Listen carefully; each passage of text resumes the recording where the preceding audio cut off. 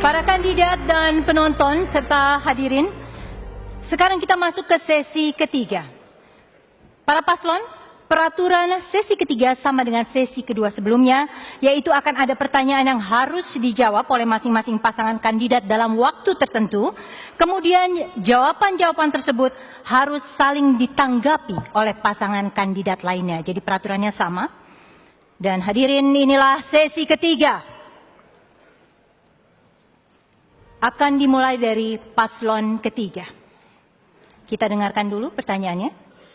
Program penertiban kawasan kumuh, normalisasi sungai, pembangunan waduk dan penanggulangan banjir di Jakarta menghadapi kendala dari masyarakat yang tidak ingin digusur atau dipindahkan ke rumah susun.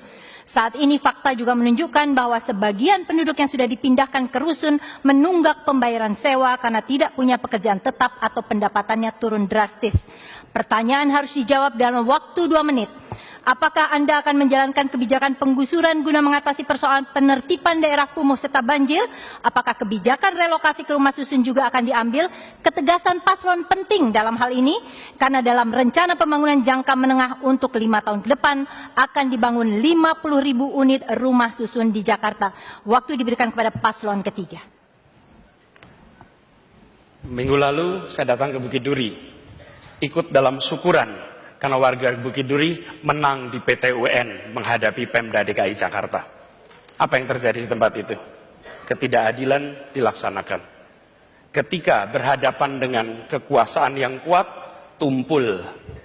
Tapi ketika berhadapan dengan rakyat yang miskin, lemah, tajam, prosedur dilanggar demi kepentingan menggeser. Yang kita akan lakukan bukan menghilangkan orang miskin. Yang kita ingin lakukan adalah menghilangkan kemiskinan. Terkait dengan ini, maka kita akan tegas. Kita akan melakukan yang disebut dengan urban renewal, peremajaan kota, penataan ulang, bukan dikosongkan, apalagi dikosongkan tanpa mempertimbangkan satu prosedur, rasa keadilan, dan memperhatikan mereka sebagai sesama warga Jakarta. Di Ciliwung kemarin, seorang ibu datang, Pak Anies, ayah saya dilahirkan di titik ini, di tanah ini, persis di sini. Mereka bukan orang yang datang ke Jakarta 5-10 tahun yang lalu. Kita semua belum sampai ke Jakarta, orang tuanya sudah ada di tepi sungai itu. Dan dengan penuh kesombongan kita geser semua itu. Kami akan tegas, kami tidak akan melakukan tindakan-tindakan yang bertentangan dengan keadilan. Tetapi kami akan musyawarah. Pemindahan bila itu dilakukan, maka pemindahan itu dengan memperhatikan haknya, dengan memperhatikan penghidupannya. Dan sekali lagi, prioritas kita justru pada peremajaan. Ketika warga, ini bukan tempat pertama Jakarta, berbagai tempat di dunia mengalami hal yang sama. Di tempat lain, urban renewal bisa dilaksanakan, maka di Jakarta pun urban renewal akan bisa kita laksanakan. Satu lagi yang tidak kalah penting, di dalam mengelola ini, kita harus memperhatikan nasib bukan saja mereka yang dipindah, tapi anak-anaknya dan fasilitas pendidikan serta kesehatan untuk semuanya. Ya, waktu habis. Berikutnya adalah paslon pertama. Paslon pertama, harap dijawab dalam waktu 2 menit. Apakah Anda akan menjalankan kebijakan penggusuran guna mengatasi persoalan penertiban daerah kumuh serta banjir? Apakah kebijakan relokasi ke rumah susun juga akan diambil? Ketegasan diharapkan dari para paslon. Dengan tegas, saya mengatakan, kami akan membangun menata Jakarta tanpa menggusur. Mengapa? Terbukti penggusuran hanya akan meningkatkan kemiskinan. Urban poverty meningkat secara tajam. Mereka kehilangan segalanya, they lost everything. Kehilangan tempat tinggalnya, kehilangan mata pencahariannya. Yang tadinya dia bekerja, mencari nafkah di sebuah habitat, berinteraksi dengan tetangga, dengan warga, tiba-tiba tercabut puluhan kilometer. Tanpa diperhitungkan bagaimana nasib selanjutnya, anak-anak mereka bagaimana. Saya bertemu langsung, mereka sampai dengan hari ini masih menangis, masih sedih hatinya ketika digusur begitu saja tanpa ada kompensasi, tanpa ganti rugi, dan tidak diperhatikan sama sekali.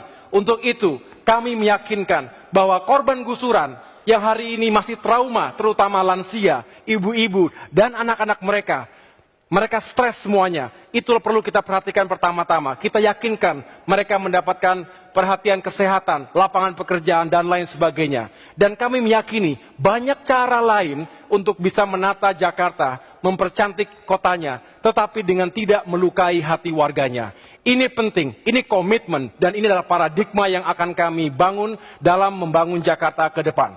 Dengan demikian kita berharap bahwa Jakarta benar-benar tumbuh sebagai kota yang manusiawi. Ingat, gedung-gedung beton-beton ini hanyalah benda mati. Jakarta rohnya adalah manusia dan warganya. Sistem ruang kehidupan merupakan tempat interaksi antara manusia, lingkungan, dan semua sarana prasarana yang tersedia di dalamnya. Dengan demikian, jangan hanya kita membangun badannya, tetapi bangunlah jiwa kota ini, Jakarta, untuk Indonesia.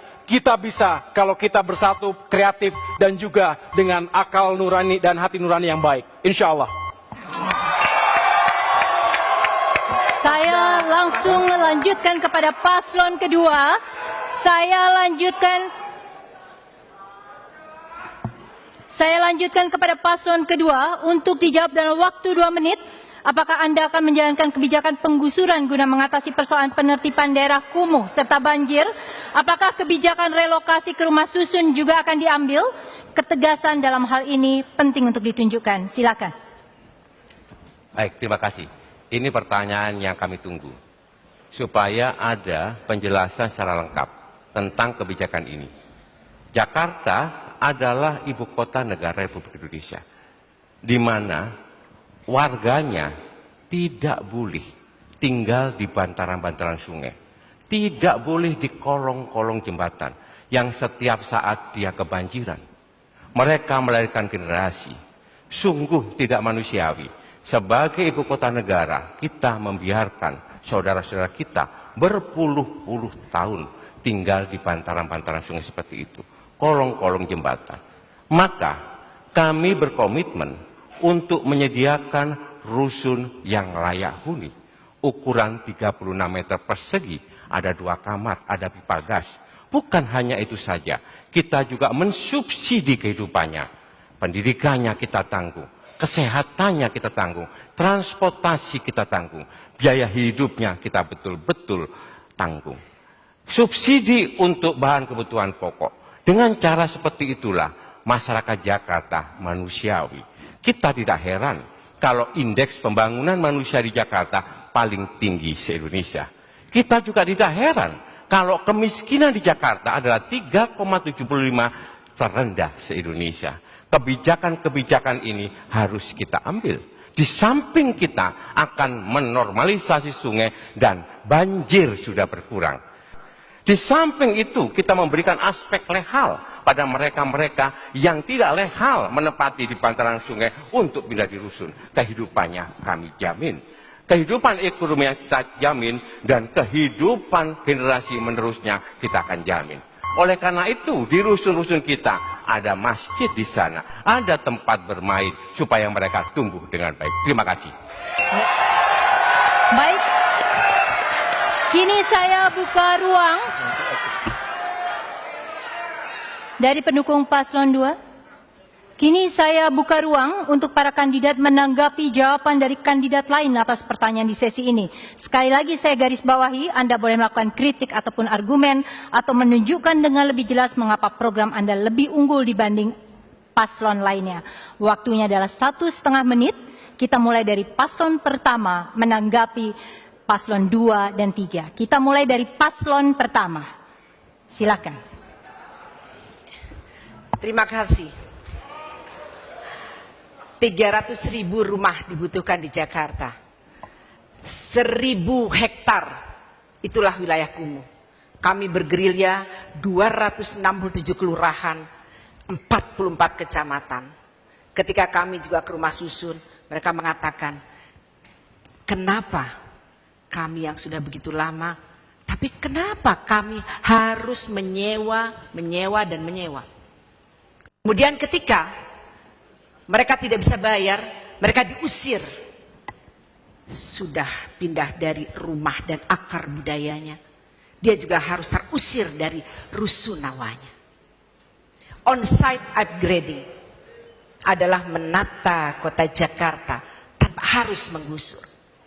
Komitmen keberkehendaan pemerintah DKI Jakarta. Ini yang harus kita benahi. Ini semuanya dalam arti kita bekerja dengan hati. Bagaimana perasaan kita ketika kita menjadi mereka? 30 tahun berada di lahan itu. Kenapa kita tidak berkomitmen? Kenapa pula kita harus terus-menerus membuat mereka menjadi luka hatinya?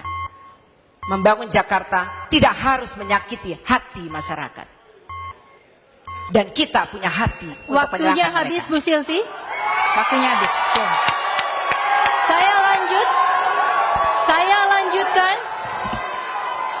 Saya lanjutkan tanggapan Paslon 2. Silahkan menanggapi apa yang disampaikan Paslon 1 dan Paslon 3 tadi. Saya harus jelaskan, kadang-kadang kami ini memang suka ketawa juga. Seolah-olah kami ini gak suka orang miskin, benci orang miskin. Tadi pasangan nomor 1 mengatakan mau kasih 400.000 per bulan. Itu terlalu kecil, Bapak. Karena kami berikan anak SMA saja 600.000. Jadi kalau orang yang miskin, punya 3 anak yang SMA, 1,8 juta tiap bulan dia dapat. Kalau anaknya bisa masuk perguruan tinggi negeri, dapat 18 juta setahun.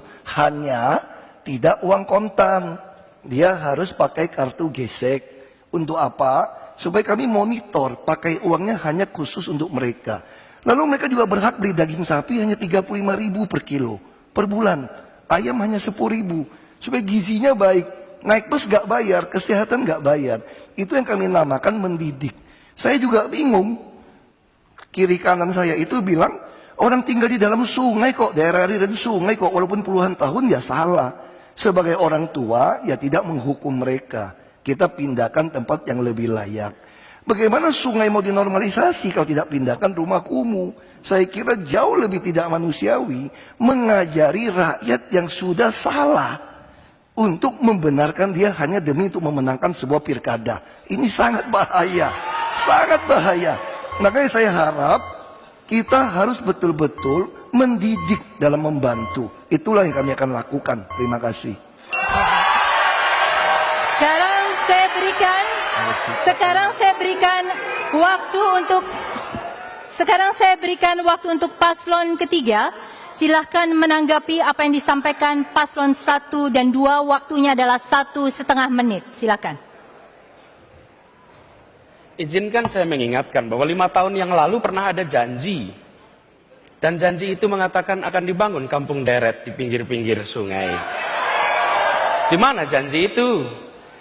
Di mana kontrak politik itu? Kontrak politik ditandatangani. Saya datang ke tempat yang sama. Mereka sodorkan, Pak, ini kontrak politik yang ditandatangani 5 tahun yang lalu. Saya katakan, kami akan laksanakan janji yang tidak ditunaikan di periode ini. Tegas kami akan laksanakan. Yang kedua, ketika kita berbicara tentang mengelola warga di tepi sungai misalnya. Jakarta bukan kota pertama. Kali Code di Jogja ada contohnya. Di Malang ada contohnya. Di mana warga diajak berdialog, warga diajak berdiskusi, dilakukan peremajaan secara bertahap. Saya punya banyak teman yang tinggal di tepi Kali Code ketika saya sekolah dulu. Saya datang lagi ke sana beberapa waktu yang lalu. Mereka semua sudah tumbuh tinggal tempat jauh dari pinggir sungai. Mengapa? Karena diberi kesempatan akses pendidikan berkualitas, dikasih kesempatan lapangan pekerjaan. Karena itu saya katakan, komentar yang disampaikan oleh paslon nomor 1, memberi sesuatu itu baik. Tapi yang tidak kalah penting, memberikan harga diri, percaya diri bahwa mereka sejahtera bukan karena cash transfer, tapi karena mereka bisa berusaha mandiri lewat lapangan pekerjaan. Itu jawaban kita. Terima kasih. Masih ada sisa waktu sebenarnya, tetapi sudah selesai jawaban diberikan oleh paslon ketiga. Jawaban dari Pak Anies tadi menutup sesi kita. Sesi berikutnya akan lebih menarik karena pertanyaan dan jawaban itu masing-masing akan diajukan oleh pasangan calon. Tetaplah bersama kami di debat perdana pemilihan gubernur dan wakil gubernur DKI Jakarta.